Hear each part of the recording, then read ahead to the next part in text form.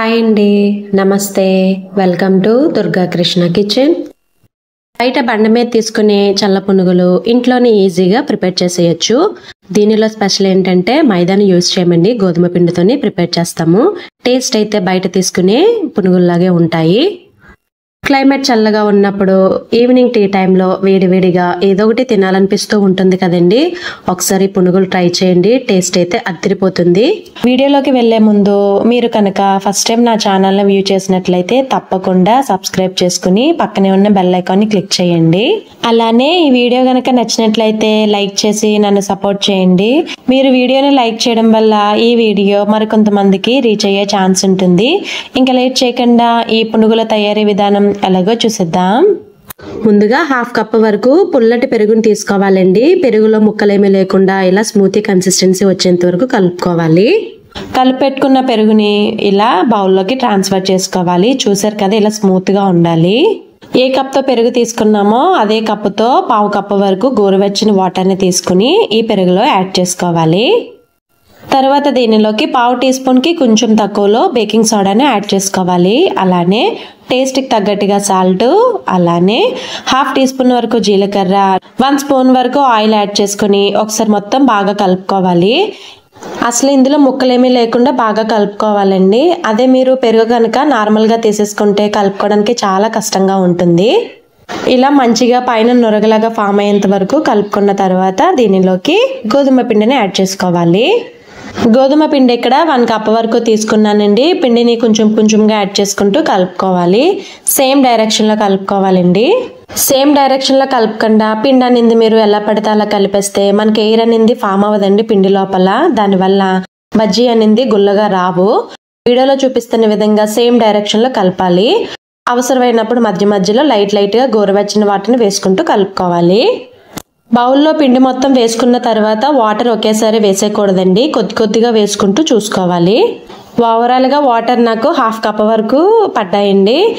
పిండి వేసుకుని సేమ్ డైరెక్షన్లో కలుపుకున్న తర్వాత ఇలా వీడియోలో చూపిస్తున్న విధంగా చేత్తో ఒక 2 నిమిషాలైనా బాగా కలుపుకోవాలి పిండిని. ఇలా కలుపుకోవడం వల్ల పిండిలో మనకి ఎయిర్ అనేది బాగా ఫామ్ అవుతుంది.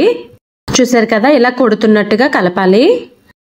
పిండిని బాగా కలిపెట్టుకున్న తర్వాత దీని మీద మూత పెట్టేసుకుని పైన బరువు పెట్టుకోవాలి. ఇలా బరువు పెట్టుకోవడం వల్ల బయట గాలి లోపలికి వెళ్ళదు, అలానే లోపల గాలి బయటకు వెళ్ళదు. ఇలా మూత పెట్టుకున్న తర్వాత ఒక 2 అవర్స్ పాటు పక్కన పెట్టేసుకోవాలి. పునుగుల్లోకి పలుచుగా చట్నీ చేసుకుంటే బాగుంటుంది కదండి. మరి ఆ చట్నీ తయారీ విధానం ఎలాగో చూసేద్దాం.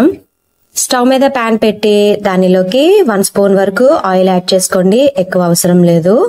ఆయిల్ హీట్ అయిన తర్వాత దానిలోకి 1 స్పూన్ వరకు మినపప్పును యాడ్ చేసుకోవాలి. మినపప్పు లైట్ గా ఫ్రై అయిన తర్వాత దానిలోకి కట్ చేసి పెట్టుకున్న పచ్చిమిర్చి 5 వరకు యాడ్ చేశానండి. అలానే పచ్చిమిర్చి కొంచెం చిటపట అన్న తర్వాత దానిలోకి కొంచెం కరివేపాకును కూడా యాడ్ చేసుకోవాలి. చట్నీలోకి టేస్ట్ కి తగ్గట్టుగా కొంచెం ఉప్పును కూడా యాడ్ చేసుకోవాలి. ఇక్కడ నేను కల్లుప్పుని యాడ్ చేశాను.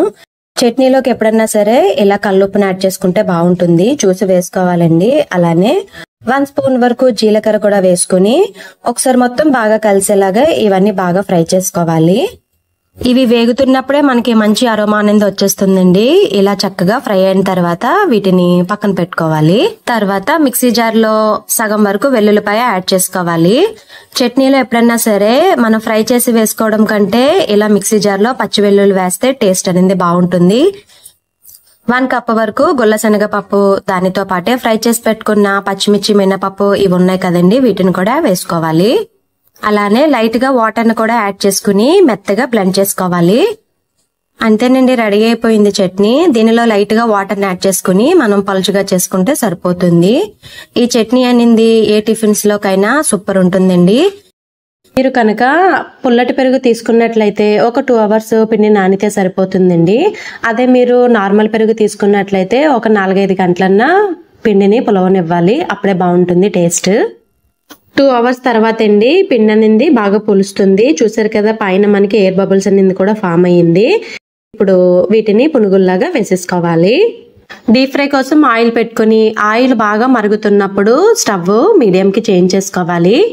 తర్వాత దీనిలోకి చిన్ని పునుగుల్లాగా వేసేసుకోవాలి.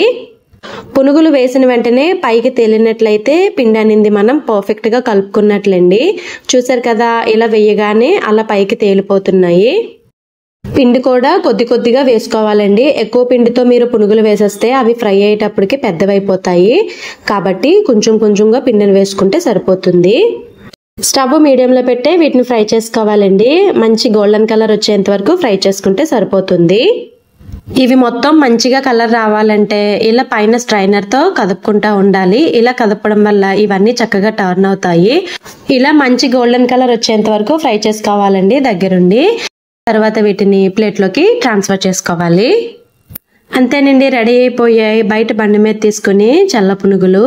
టేస్ట్ అయితే చాలా చాలా బాగుంటుంది. ఇలా పలుచటి చట్నీతోనూ అలానే ఉల్లిపాయలతో తింటే మరి సూపర్ ఉంటుంది కదా. చూడండి పునుగులు అన్నింది ఎంత గుల్లగా వచ్చాయో. టేస్ట్ అయితే బండి మీద తీసుకునే పునుగుల్లాగే ఉంటాయి. మీరు తప్పకుండా ట్రై చేయండి. ఈ వీడియో మరి మీకు నచ్చిందని అనుకుంటున్నా. మీకు గనక ఈ వీడియో నచ్చినట్లయితే ప్లీజ్ లైక్ చేయండి, షేర్ చేయండి, కామెంట్ చేయండి. కొత్తగా ఛానల్ని వ్యూ చేసే వాళ్ళు సబ్స్క్రైబ్ చేసుకుని పక్కనే ఉన్న బెల్ ఐకాన్ని గనక క్లిక్ చేసినట్లయితే నా వీడియోస్ని మీరు రెగ్యులర్గా ఫాలో అవ్వచ్చు.